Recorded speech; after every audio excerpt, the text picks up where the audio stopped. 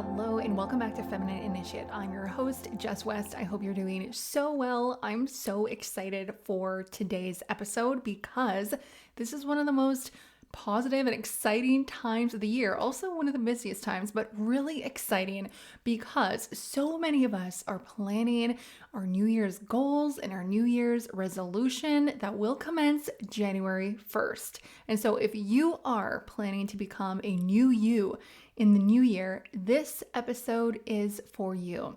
Last week, I talked about how you can use your brain via your reticular activating system, or RAS, to help you attract your desires faster. If you haven't listened to it yet, I highly recommend you do because it's also going to help you create goals that stick in the new year. Studies show that by the second Friday in January, around 88% of people have already dropped off their New Year's resolution goal. They've actually labeled this day the Quitter's Day.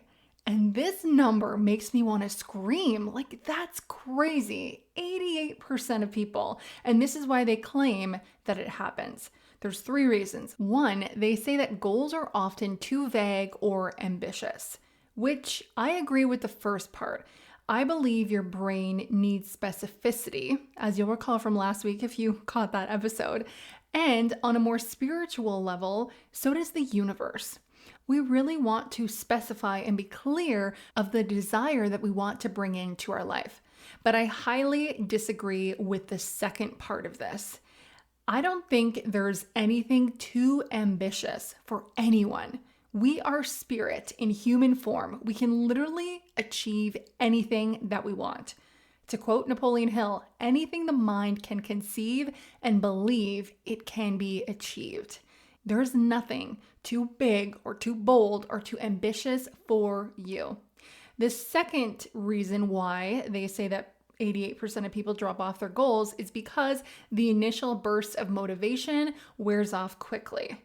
And I partly believe that this is because of the third point that they bring in, which is that people lack a solid plan or accountability. It's really hard to stay motivated to something when we don't have a good plan. First of all, when we don't know what we're doing or what we should be doing. And secondly, when we don't have support by the people around us. I'm currently reading a book with a friend by Bob Proctor called You Were Born Rich. And this isn't specifically financially rich.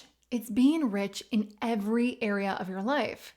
We are truly here to experience that sort of wealth. This is what we came here for. And in chapter 1 of this book, he poses the question, and it says, how comfortable would you feel sharing your biggest goals with your friends and family? And how do you think they'll respond? Would you be confident with sharing your goal completely with your friends and your family? Or do you feel like you might share it with them in a joking manner, kind of laugh it off, and then eventually end up saying, yeah, one can dream, or that would be nice? And if you feel like the conversation would go in this way, then it's worth getting into some different circles of friends. It's worth getting into circles with people who are achieving similar goals that you are after. And I'm not saying to ditch your current people or stop seeing your family or anything like that. But what I'm saying is that getting into a room where you can share your deepest truths with the people that will encourage you and cheerlead you towards your goal is immensely powerful. And as for the lack of a solid plan, this is what I really wanted to share with you today. This is the whole point. So let's get into it. You may have already heard that it takes around 21 days to form a new habit. Well, this is actually now considered to be a myth. And guys, when I did a little bit of research on where this quote unquote myth came from, my heart sank a little bit, honestly. Yeah, I was pretty upset about it because it came from someone I look up to so much, even if I've never met him. And it came from one of my favorite books. from Dr. Maxwell Maltz and his book, Psycho-Cybernetics. If you're an OG to this podcast, you've heard me reference psycho-cybernetics before, especially when it comes to self-image, which I'm feeling like I'm due to talk about it again soon because self-image is my absolute favorite topic. And so if you're not yet subscribed to the podcast, be sure to hit subscribe so that you don't miss that episode to come. Anyways, so Dr. Maxwell Maltz was a plastic surgeon in the 1960s, and essentially, after examining his patients, after he had done plastic surgery on them, he recognized that it took his patients about 21 days on average to truly embody their new confident self-identity, an identity that matched the changes in their physical appearance. And research today finds that instead of the 21 days, it takes on average 66 days to form a new habit. Okay, so right here, we may have just found the culprit to why so many people end up losing momentum on the way to their goal, because it's not even realistic numbers at this point in time. How many of you have thought before, like, okay, it's the new year, I'm gonna set this goal for 21 days. I'm gonna do this action plan for 21 days. And then after the 21 days, presuming we've stuck it out for 21 days, on day 21, if we're feeling like taking the action is still trying, and then we start questioning, like, where's my result? Why isn't it here yet? Aren't I doing this right? What am I doing wrong? And then we can start entertaining things like, maybe this isn't for me. Maybe this goal was too ambitious after all. And this has such a detrimental effect on our confidence and even on our inclination towards setting goals in the future. And we end up just reverting back to the way things are, living the life that we've always lived. And this is one path that we can take. The other path is to truly begin to understand how we actually create change in our life. Okay, but before I get into that though, I just feel like it's almost like my obligation that I have to defend Dr. Maxwell Maltz's viewpoint as one of my favorite authors. I just can't overlook his entire life's work. So let's just look at this for a second and then we'll get back into it. I really don't believe that his conclusion for it taking 21 days to form a habit is a myth. I believe that this conclusion was really sound for the time it was created, which was the 1960s. I mean, were there even TVs back then? Or I think there was, but was it colored? I don't know. But there definitely wasn't cell phones, laptops. There definitely wasn't social media like we have today. Oh my gosh. Like, we are so infiltrated with information today. We're having sensory overload. Our attention is being pulled in like so many different areas. There's so many things to do. Everything is so busy. The amount of information our minds have to process today compared to what our minds processed in the 1960s is massive. And so, of course, it's only reasonable that it's going to take longer to form a new habit today than it did in the 1960s.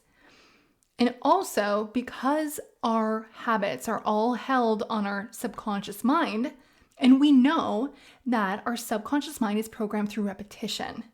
And so we need to stay focused on this task and continuously repeat it. It's hard to stay focused on one thing when there's so many other things pulling our attention. There's so much noise there. And let's also consider for a moment that Dr. Maxwell Maltz did this research on his patients who underwent plastic surgery. All right, a lot of the times it's plastic surgery on their face. How many times do you look in the mirror per day? Probably at least like once in the morning, once at night before bed, and probably every time you go to the washroom during the day, right? So is it safe to say that at least 6 times a day you look in the mirror? And so I'm assuming that his patients looked in the mirror at least 6 times a day. And so that was their reminder. The reflection of them looking back in the mirror was reminding them of their new identity. Like, of course, look at the change that they can see on their face. Of course, they're this new and different person. What incredible repetition. And we're so busy today that oftentimes we'll repeat our affirmations once during the day. Maybe we'll do our visualization once in the day too.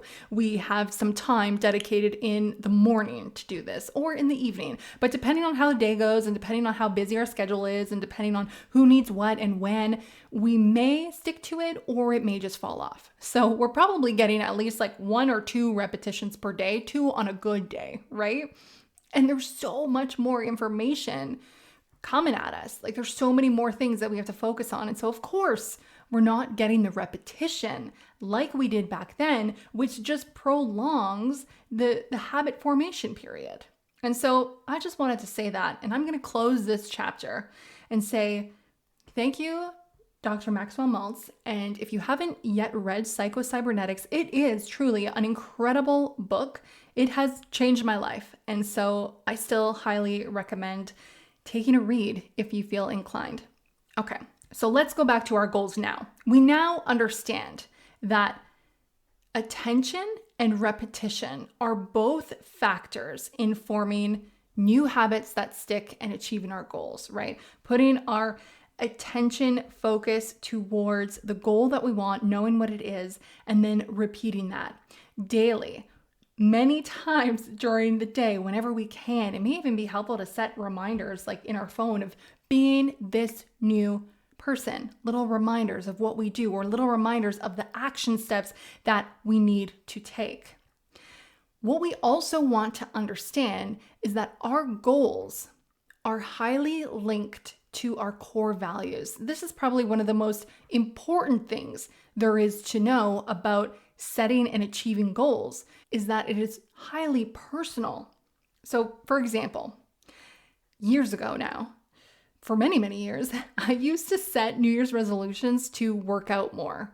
Not so much to lose weight, but to tone my body. And honestly, I pretty much said I'm going to work out more because it seemed like the thing to do when the new year comes is to work out more. And I mean, ask the gyms, gym memberships scale in the new year in January, and then they will, fall off by February. But I would always set this goal, and like many, it never stuck.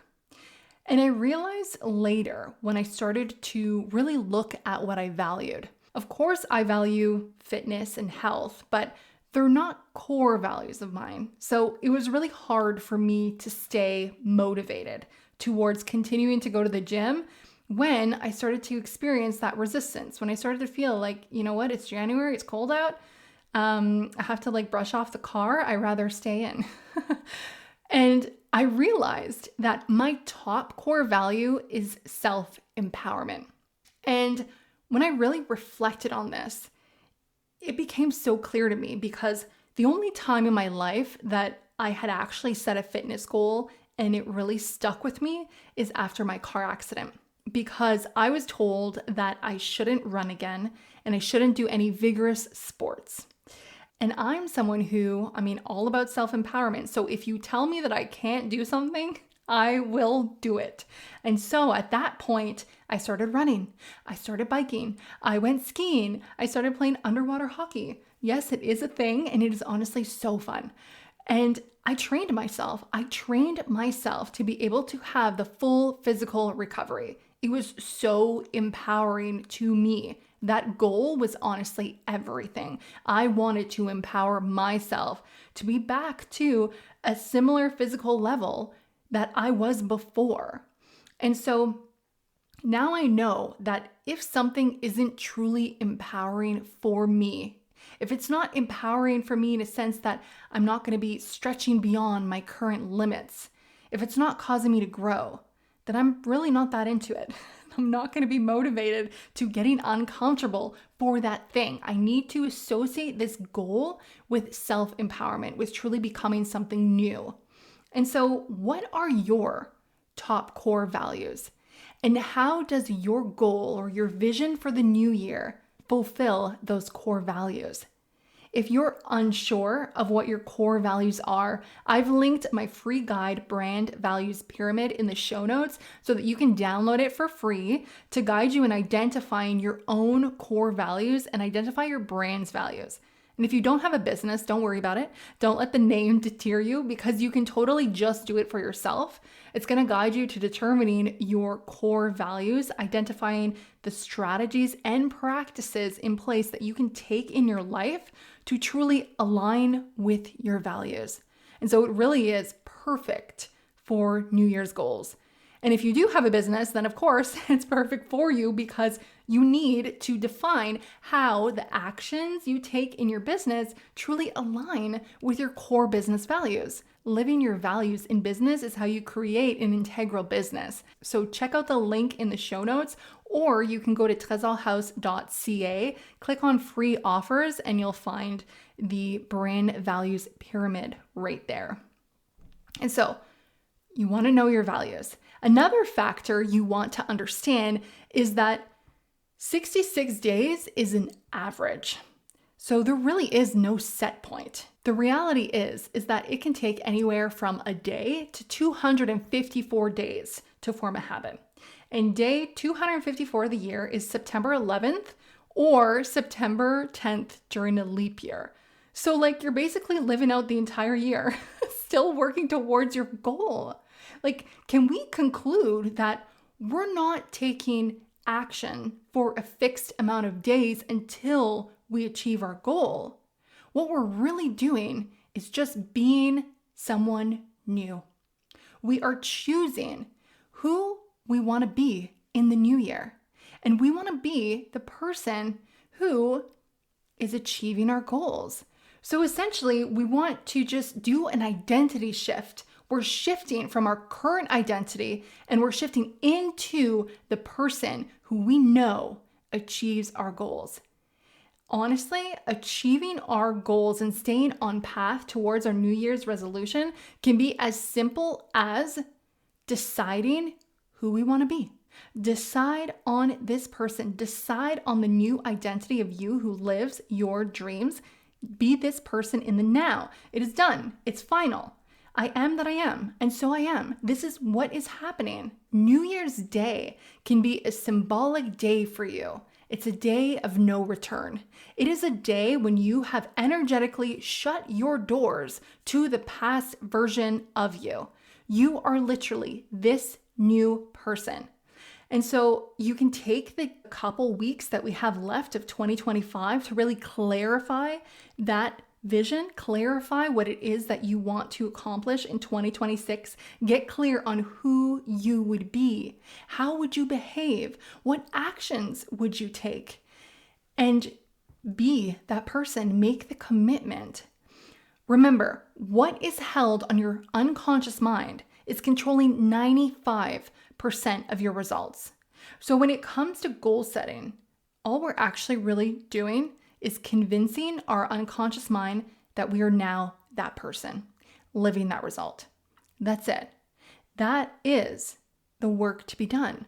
And once we are that person, we simply are that person. So yes, of course, we're taking action too, but the action is secondary. We're not taking action to become that person. We're taking action because we are that person. There's a big difference, a big distinction there. For example, the minute my co-authors and I decided to write a book, we became authors. We weren't writing to become an author. We were writing because we were authors.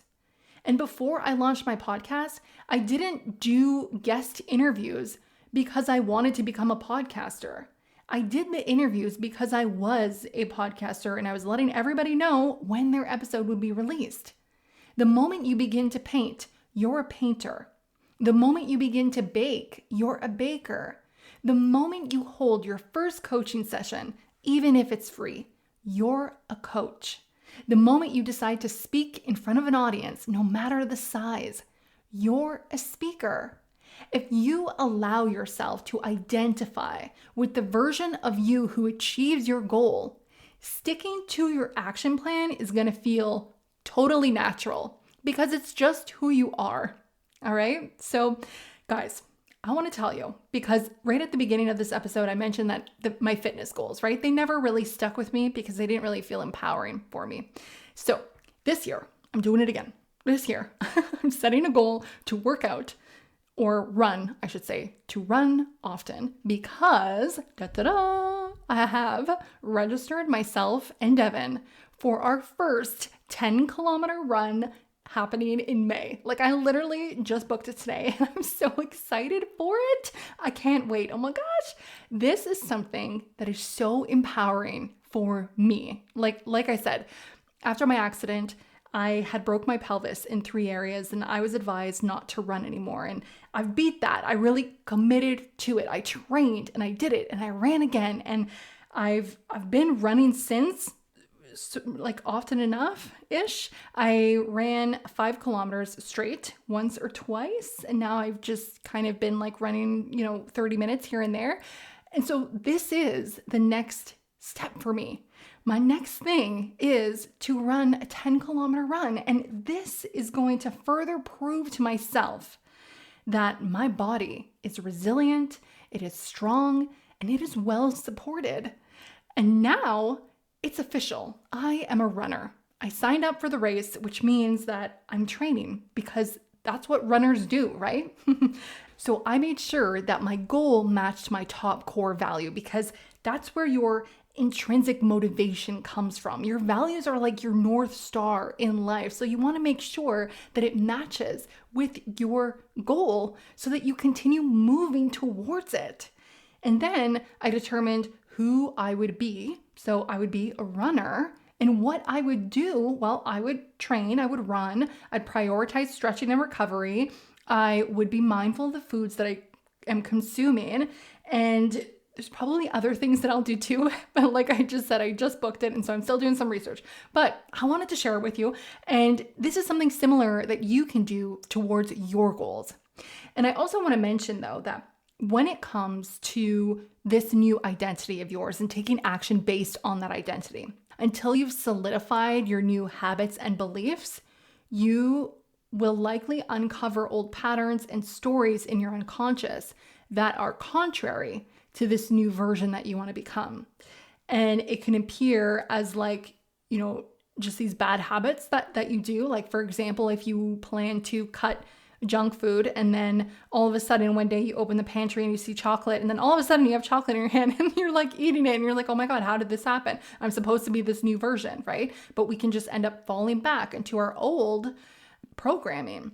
And I mean, it could be the same thing. Like, for example, my running goal, right?